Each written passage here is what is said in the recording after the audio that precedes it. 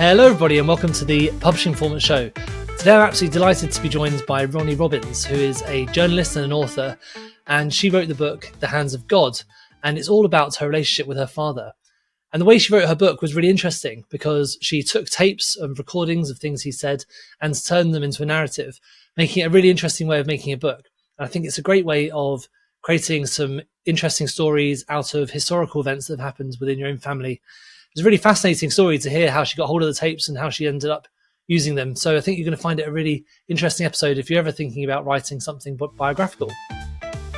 Hello and welcome to the Publishing Performance Show. Today I'm here with Roni Robbins, who is a award-winning author and journalist, and she's written her first book, and we're here to talk all about her first book, Hands of God. So Robin, thank you for joining the show. Thank you for having me here. It's a pleasure. Brilliant. So tell me, did you always want to be a writer? Yes, I always wanted to be a writer. I started out just really being interested in my own penmanship, and it started from there.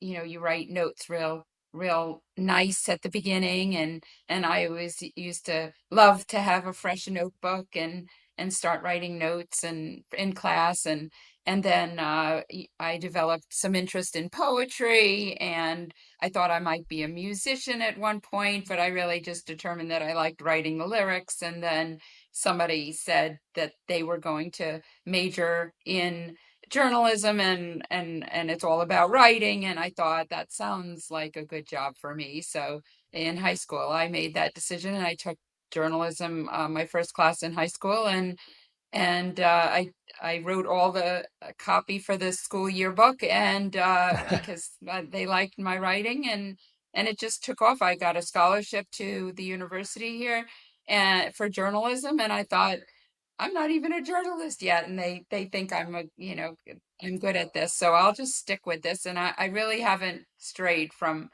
being a journalist all these years. So that's where the writing comes in. That led to the being an author too. Yeah, nice. And are you still a journalist now? I'm freelancing right now for the Atlanta Journal-Constitution here in America and in Atlanta, Georgia, and also Medscape WebMD, where I was an editor up until about a year ago. But I started freelancing for them, say 6 months later or so. And so I've been freelancing for two publications, healthcare publications or healthcare divisions of a daily paper on one of them for since like April. Right. Okay, that makes sense. So what was it that made you want to write this particular book, The Hands of God? There's a really interesting bio about it where you've got some of your grandfather's tapes and you listened to those and you've turned those into the book. So tell me a bit about the book and what made you want to write the book. So I got the cassette tapes. My mom gave me the cassette tapes and that my grandfather had made before he died. And I used that as the basis for the novel. I transcribed all the notes, all of the tapes, and then I filled in the blanks. But initially, I didn't know I was going to write a book on it. I just was listening to the tapes, and then I wrote a column for a newspaper that I was writing for at the time, and the column was just leaving your legacy behind as as something to hand down to your children and your grandchildren, and giving memories a voice. That's what I titled it, leaving a legacy to your progeny. So I wrote that, and then I decided that I wanted to stay home with my children, and I thought there might be something more here that I could turn into a book, that there was more than could fit into a column. Right. So I decided to do that. Nice. I did quite a similar project at school with my grandfather because he went to Berlin during the Second World War at the end, and he was one of the last people there. So he had loads of like random bits of Nazi like propaganda and things like that in his loft. So I was able to just put like these leaflets and things in this project I made about my grandfather. Unbelievable. Yeah, but so what's your book? What were the recordings like? How does it come about that you got hold of those recordings? So my mom gave me them I don't know why nobody else really had them. I know my aunt had them, and my aunt maybe made a copy for my mom. Um, but nobody else knew about these tapes. Not really sure why, but if they were given to the other family members, they didn't pass them around. So my mom knew that I would appreciate them. I don't think she knew I would write a book, but she knew I would appreciate them. And so there were a few things in there, and you're like, oh, it's your grandfather's tape. Who cares? Like, okay, who's your grandfather? Like, why should anyone care about your grandfather? And I would tell them the same, I wouldn't have known either so much and if I hadn't listened to the tapes and also just delved into his background, doing some research, genealogy research. But um, he and my grandmother, they died a year to the date, on the same exact date, a year apart. I thought that was super romantic. I mean, in a morbid sort of way, but just like you've gone through your life together and then you love each other so much that the first anniversary, which is symbolic for Jewish people, that first anniversary of the death would be so um, heartbreaking that you couldn't even get through it. And so also in the tapes, I'm not sure they're in the tape or I made this part up, but I have at the beginning of my book, meet me in heaven, um, tie up loose ends and meet me in heaven. So I originally was going to name the book Meet Me in Heaven, but that's been overdone, overused. But there were some other things in the book. They lost most of their family in the Holocaust, but they weren't there. So how does that feel to hear about the loss of all your family and know that you had left them there or left before this happened, and there but for the grace of God go I.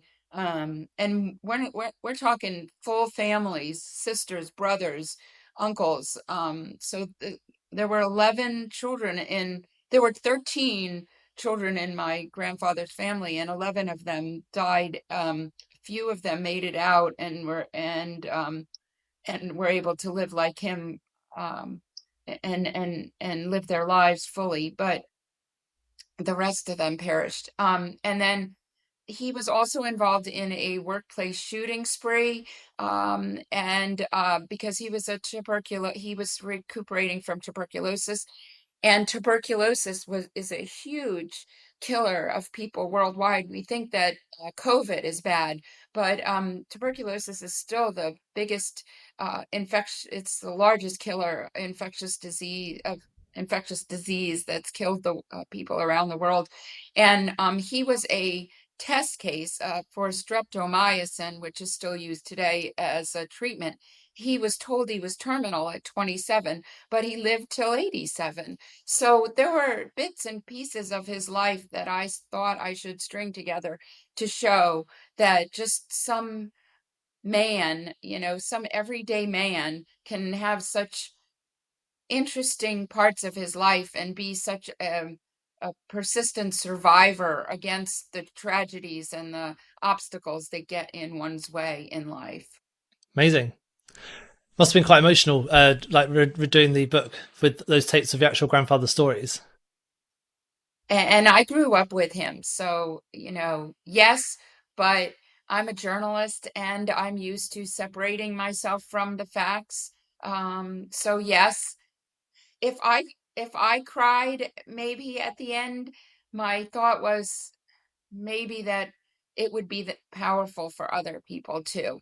Yeah, And that's what I was going for. I yeah, didn't mean to make people cry, but they do. Um, yeah, because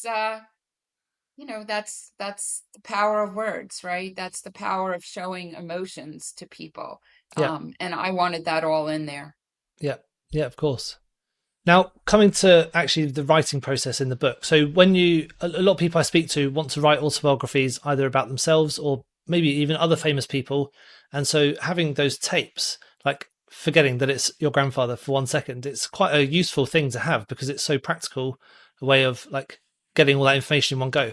Could you tell us a little bit about what that process was like of getting that information and turning it into a novel, or even just writing it down and turning it into some kind of book? So again, I transcribed the tapes, but that's not enough, and that was sort of dry. Yeah. It's just some one person talking, and I decided to make it into a novel where I would change all the names to protect all the people that are still alive, and also to create dialogue and make it much more interesting than it might have been, or a little bit more interesting. It was already interesting. But I did do a lot of research. I went to National Archives here in Atlanta, and also the Mormon Family History Center, the Church of Latter-day Saints. They do a lot of record keeping on families. So they have family history centers around the country. I'm not sure what they have in the UK, but I definitely went to physically to those locations because this was before Ancestry.com, anything online. So it was all really primitive. It's microfilm and microfiche and using their old-fashioned technology to zoom through history, so to speak. So I did research there. I did research online when it was finally online. And I just had to be historically accurate. So there was a lot of details to fill in. So I think I could have just reported it as is. Not reported, but Yeah. recorded it and written it as it was. But I wanted to really be historically accurate as a journalist. I wanted my facts straight, and I wanted it to be um, un people to take a step back into history and feel everything that was going on at the time culturally, and politically and historically, and so I wanted it all in there. So there was a lot of research. I also interviewed a few family members, and so it took a long time. It did, and I think that was probably it. So I tinkered a lot. I went back and edited and reworked and reorganized, and it took a lot of work to Yeah. to get that. It's not just, you know, people ask me how it's different from journalism, and you might ask me that. But sorry. But I it's different, but it's the same. There's a lot of skills from journalism that are the same and that I used in this work. And but making up dialogue, having that kind of a conversation between people, that was definitely a challenge. Yeah. Do you think your background in journalism helped you with the writing process? I do believe it did, because I knew how to research and I knew what facts I needed to double check, um, and back up and how to take a step back and lay out, define any terms, define any pop culture that was going on at the time, take a step back and just expand upon some of the facts so that there's a context for the narrative. Yeah. Now, I think a lot of people listening to this are going to be thinking, this is absolutely amazing that you've got these recordings of your grandfather. Now, they might want to be inspired to do something similar. So, if you were going to, obviously, you listen to your grandfather's tapes and he tapes them without really a plan. I'm guessing he just wanted to put his memories down. But if you were, was there anything missing from those tapes that you thought would have been a useful question to ask or a useful way of going about doing that recording? That if someone was listening to this and wanted to do something with maybe one of their family members or something, or someone interesting they've met, that would be more useful. So I think genealogists have a great sets of questions to ask family. So you can find some of those tools online, Okay. for doing this kind of a research into your family. Um, I think there can be if you ask questions, if instead of just handing the tape and letting them do it on their own, if you sat with them and asked them questions that you wanted answered, then that would be good because they're just going to tell you what they want to tell you. Yeah. I don't think I learned from the tapes that my grandfather was in a workplace shooting. I don't think I learned from the tapes that he lost all his family in the Holocaust. he told me just his own life. Well, he didn't tell me, he told whoever would listen. Now, he says in the tapes, if anyone wanted to do anything with this, so be it. And I took that as a personal calling, as the only writer at that time, professional writer in the family, somebody who makes a living as a writer. Um, so since then, there's been others that are turned out to be writers too, but they didn't maybe start out that way or weren't journalists.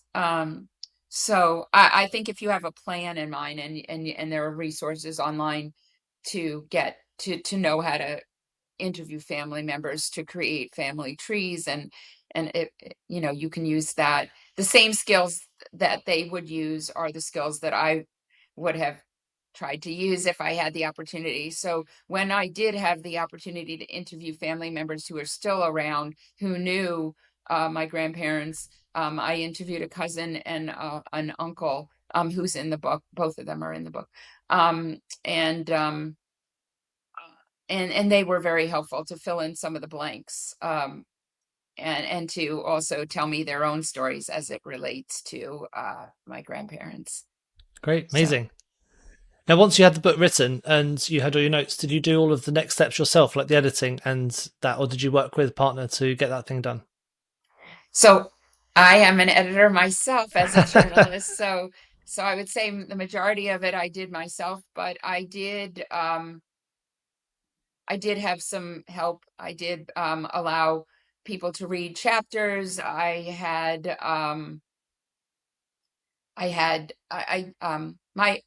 tell you this, I had a publisher. You didn't ask me this yet, but it took me 20 years to find a publisher, a traditional publisher. I held out for that. And when I found her, I was working with her for 2 years, and we were getting close to the finish line. And then we had some legal issues arising that stemmed from concern about me having an LLC and why I would need an LLC, which I think is important to have an LLC in case anyone tries to sue you in business or in this is a business. This is my business. Now is Mark is selling my book, but she was my there was concern that somebody might sue me, and my publisher got scared. But during that time, she was perfecting my book. So in essence, she edited my book. And I did pay her for that, and to get clear of the contract, and then us. I had that, value of the editing process that was preparing for launch of the book, in that whole process. And she did an excellent job of making my book into something really readable. And then I took it to the next publisher after 6 months. It was depressing, but after 6 months, I got another publisher who now had more of a finished product, and took it to the finish line. So I did have that editing. I did pay for editing periodically. I had editing along the way, at various points, but more so like the beginning of the book, Yeah, versus the whole thing. great. So, why did you decide to go down the route of having a publisher rather than self-publishing it all yourself? Okay, so I know you support self-publishers, and there are so many things of value to have, to be your own business person, to be in charge of your own destiny. Yes, I get all that. See, I always wrote for other publications, so I felt as a journalist that I wanted to go through that grueling process but knowing that my book had been made it through the screening process, and didn't end up in the slush pile, didn't end up in the garbage can, that I had made it to that point. So I was going to hold out on that because I'd been published by major publications. Why couldn't I get a book published? I didn't understand. It's the same concept. You're a storyteller one place, you get published. My stories have been picked up by Forbes and Huffington Post, and I was a contributor. I was a freelancer, correspondent for New York Daily News. and other publications. WebMD, I wrote for. You don't get to write for those places if you don't have quality writing, if you're not a good writer, if you're not a good researcher, if you can't tell a story and keep people's interest. You're not going to get in those. They're not going to pick up your stuff if you are terrible. So I also didn't want to subject people to reading something that I put out that wasn't through that process. Now, everyone has to make their own decisions.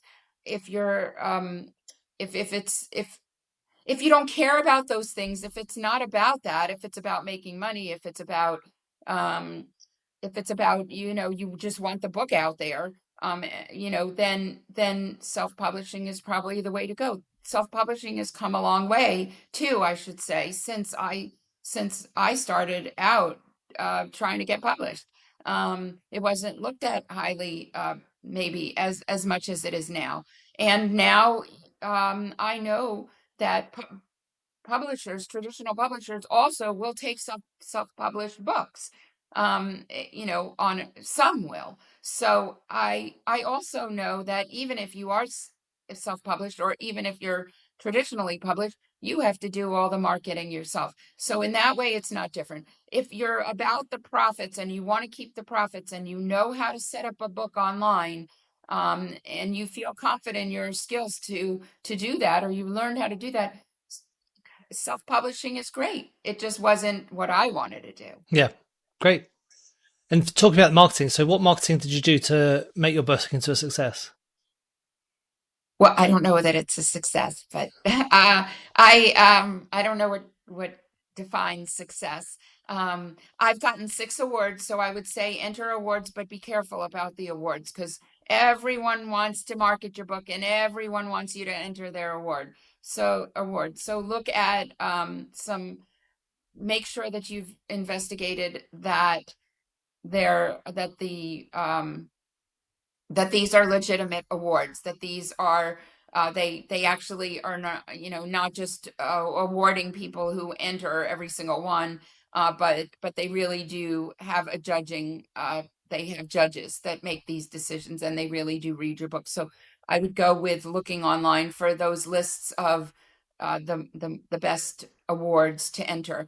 So I won International Book Award, and I won Global Book Awards, and I won American Fiction Awards. I was a finalist for that, and I was a finalist for Legacy Awards. And so definitely, there are certain awards, the American Book Fest, and those are legitimate, the ones that I mentioned. And there's Reader's Choice Awards. Just be careful and do your homework about the awards. But it does lend legitimacy to what you're doing. I won a 2009 Amazon Breakthrough Novel Award contest. I was a quarterfinalist for historical fiction. At that point, I knew I had something that it was worth putting out there. So that's when I started really looking for a publisher. After that point, I wasn't ready. I had a lot of cold feet. I had cold feet a number of times, or as they say, uh, um, you're for doctors, there's some terms that they use for being scared. Imposter syndrome, that's what it Yeah. is. So I didn't think I was an author yet, but I also am on I set up special Facebooks for the book, and for I have a page, and I have a special Facebook account for Hands of Gold, and for me as an author, separate from my personal one. I have a X. I built up it was Twitter then. I built up Twitter to have a following there. I'm on Instagram and TikTok. My son made my TikTok. My daughter helps me with my Instagram. Use all the resources that you have. I also entered opportunities to be in book festivals. Yes. And I was in so I've also been in a library book festival, and I've been in a big book festival here in which I was featured along with people like Nikki Haley, who is running for president here up until recently. This was before she was running, but and Andrew Young, um, John Meacham, Michael Oren, Jodi Picoult, um, uh, Benjamin Netanyahu. All of these people were either zoomed in or they were there, and I that was a big break for me. But I had to go through the process to be in that book festival, Jewish book festival. Yeah. So I think using all of your different opportunities to market yourself. Do you have you had any specific opportunities come your way, or any particularly good stories come from winning the awards? Because obviously it's really nice to win the awards, but you kind of want them to either give you something that isn't just a nice little gold badge for your book. Have you noticed any like upticks in sales or any good opportunities that have come your way as a result of those? So I had a publicist help me to promote the International Book Award, and I got on Yahoo Finance, and a bunch of other publication picked up the story because it's on the PR Newswire. So I think I had a list of publications that picked up that story. That I had won the award, and then I wrote a little bit about that. I mean, they could have that background of the press release to use if nothing else. So that went on Yahoo. Yahoo's pretty big. Yeah. Um, I think it was Yahoo Finance and a bunch of other publications. So I think the legitimacy of all of these things. Now I'm in the U.S. Holocaust Memorial Museum gift shop. My book is in there. I was in the Jerusalem Post. I was in the Washington Jewish Week, Washington D.C. I think legitimacy is underrated. Is credibility for your book. It's not all about being a bestseller. It's tiny baby steps to get there. Yeah. Yeah. So it sounds like using your network and people, for example, going into the Holocaust Museum when your book is specifically about those sort of stories. That's a great way to kind of to get that extra visibility for your book and using your network. What was it like working with a publicist? How did that process work? So I had a local publicist who I knew here. She used to pitch me stories at a publication. So PR agents are often publicists too. I mean, it's the same thing. They're just PR. They're PR for your book. Hmm. So so she was here locally. I knew her. She had connections with this book festival, which was helpful. She used to be on the staff of this book festival. So those relationships are really what helped me to get into that local book festival. And I chose. I think that it was good. It was very expensive. Yeah. It's like $75 an hour, and I think that's cheap. That's probably a bargain. I know people who've spent so much more on their in marketing, and it costs money. It Yeah. costs money to be a author. It's not. Hopefully, you'll get the money back. I'm not there yet, but I put out still money to try to get marketing. This is marketing. Yes. what what plans have you got for the future for writing new books? So I already started on a book that's loosely based on my dad's life, right? I don't know why I'm writing about men, but men in my life, but we're going a little closer to home. Um, my dad was a blacksmith. He made things out of metal. He was also got a lot of media attention over the years and got to be in some pretty neat places with his craft. I'm a writer. That's my art and craft. His was metalworking, actual physical labor, and beauty and creativity and art. And I'm going to write about him. He and I had a strained relationship, so he's a personality, in my opinion. So I'm going to dive into that one. I already started it. He passed away in March, so it's pretty raw right now. But I'm going through the mourning period, and I'm thinking about how to leave his legacy behind in this way. He didn't need my help. He had lots of articles written about him over the years, and we traveled a lot around the country with his displays. So yeah, Nice. that's my next book. And it takes off a little bit on the first book because he's a character in the first book with my mom. So there will be a little bit of crossover. And this book working title is A Mighty Arm, just like Hands of Gold. I seem to be also obsessed with people's Limbs. arms, limbs. Right, there you go.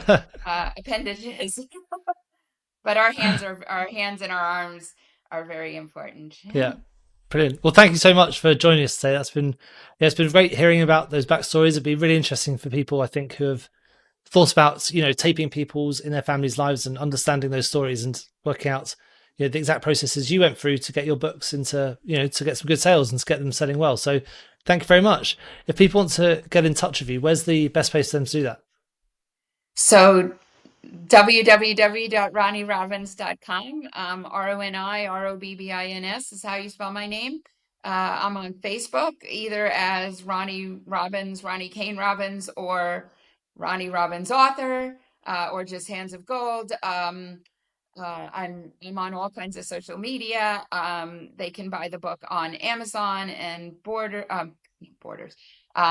and Noble, Books A Million, Target, Walmart, any place they would buy books, Goodreads. So it's available where books are sold, I should say. Brilliant. Well, great. Well, thank you very much for joining us today, and we'll speak again soon. Thank you. Thank you so much for tuning into the Publishing Performance podcast. I really hope you found today's episode inspiring. I love chatting to authors, writers, and people in the publishing world. Now, just before we wrap up, let me tell you about Publishing Performance, the #1 platform for authors who want to increase Amazon book sales but are not really sure where to start.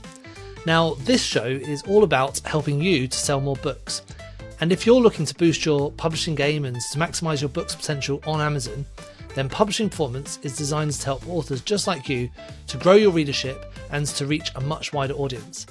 Now, I know that Amazon ads can be slightly complicated, which is why Publishing Performance is like having a personalised ad account manager to create your ad campaigns, to choose your best keywords, and to make adjustments in real time.